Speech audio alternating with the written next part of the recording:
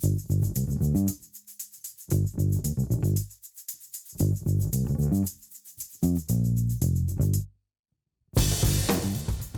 things first, how the devil are you?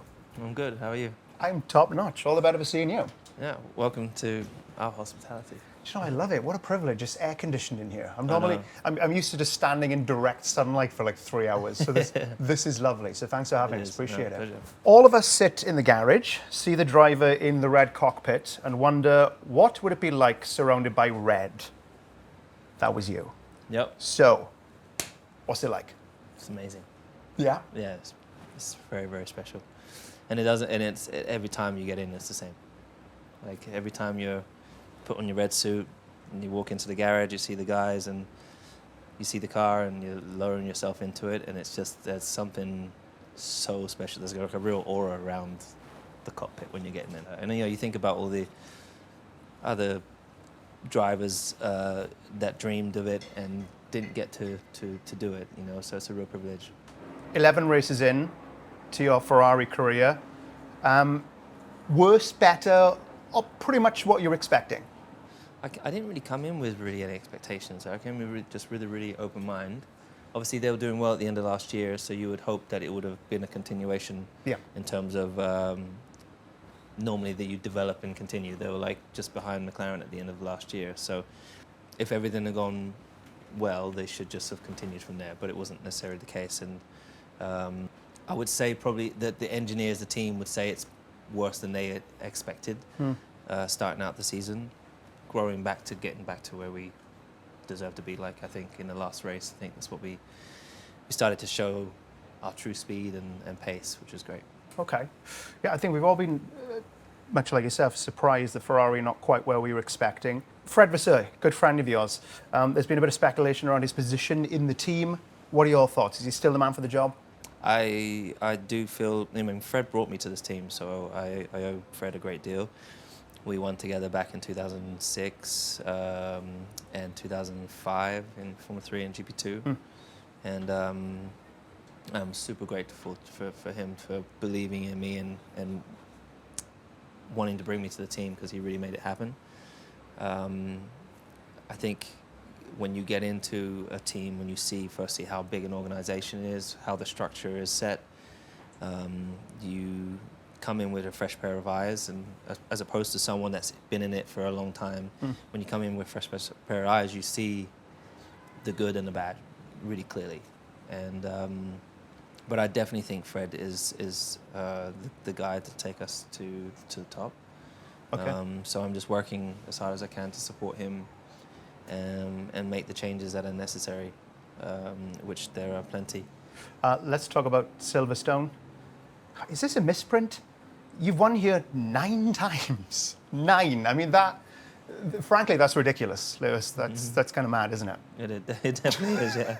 I mean, it's literally just been because of all the fans that turn up here and G you up through the weekends, and this race has made the impossible possible each year, whether the heavens have opened or whether the team's just done an exceptional job, and everything's aligned. So I never ever thought that I'd ever have 9 wins here. So, but that is obviously the goal, is to win all the time. Of course.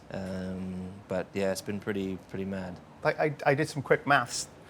You've had 18 full seasons in Formula 1, and that works out 9 wins. On average, you've won every other year since 2007. Jeez.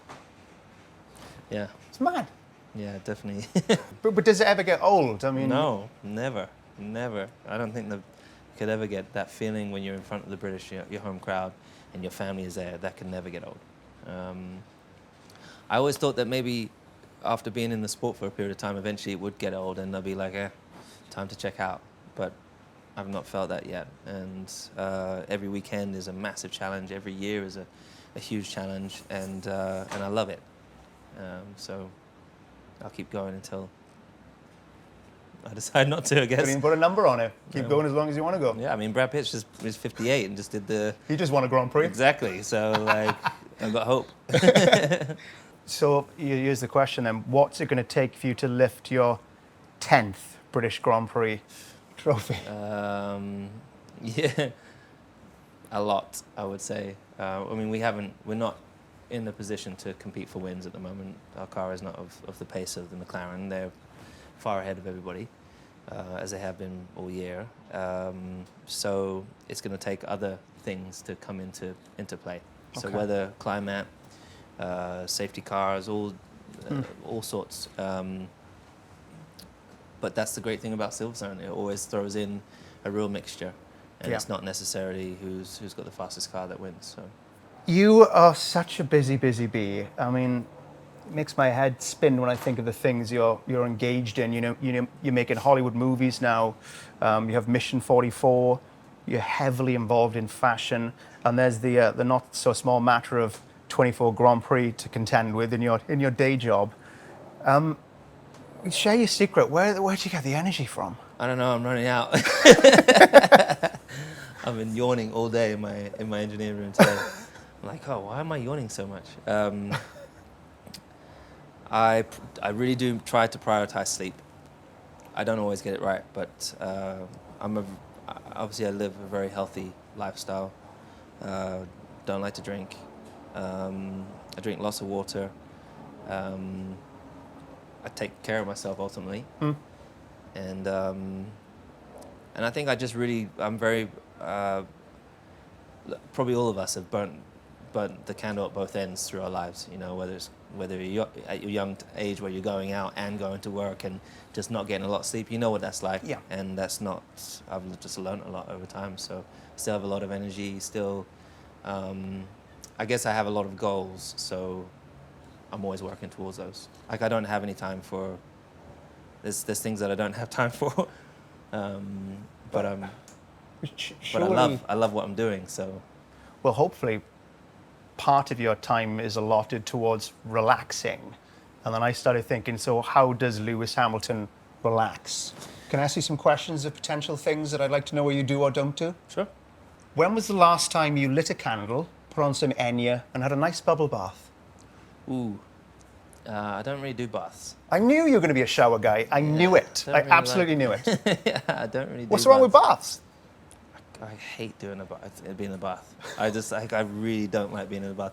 But I light candles all the time. I love candles, and yeah. No Enya though. No. Oh, it's a very relaxing form of music. You know Enya? Yeah. Orinoco Flow? Yeah. But no, I don't listen to it. Put that on in the shower. It's I lovely. think that probably comes on when you get maybe a bit older, maybe. Yeah, maybe. In your rocking chair. Yeah. Sail away. Do you bake at all? No. Never? No. My kitchen is like spotless, and it's never. I made pancakes for my niece and nephew. That's about it. Pancakes are good. That's the only thing I've done in my kitchen. I don't cook. It's something I regret that I never learned.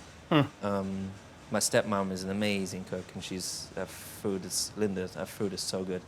But it's definitely something I thought in the future is something I'm going to do, like a cooking class. I like as a couple, my wife cooks and I'm like a sous chef. I just chop things up. Yeah. That's pretty good. But the cooking part, measures, it's not really for me. Nah, years and years ago, me and my brother, I remember I was babysitting him when I was younger, and parents went out, and I was like, okay, what am I going to do with my brother? And we got out the cookbooks, and I can't remember how old Nick was at the time. So I must have been at least 17 and 18. And so anyways, we had set time of like 30 minutes to choose whatever you're going to cook. Yeah. And a dessert. And so we're writing down his notes. We find that there's Linda's cookbook. We rush down to Co-op, and we literally only have 15, 20 minutes or whatever it is in the store. So we're running up in the aisles trying to find all these. I've never done this stuff before. So back then, the battery was dead on my car, so we had to bump start the car, my Mini. And so we get home, and then we go through this whole cooking thing. Mine tasted horrendous. I did like a pasta bake. It was disgusting. Even the dog didn't want to eat it. Too much salt? Ugh, it was so bad. And my brother made like a steak and peppercorn sauce, and he's never ever stopped talking about it. So I don't know. I stay generally out of the kitchen.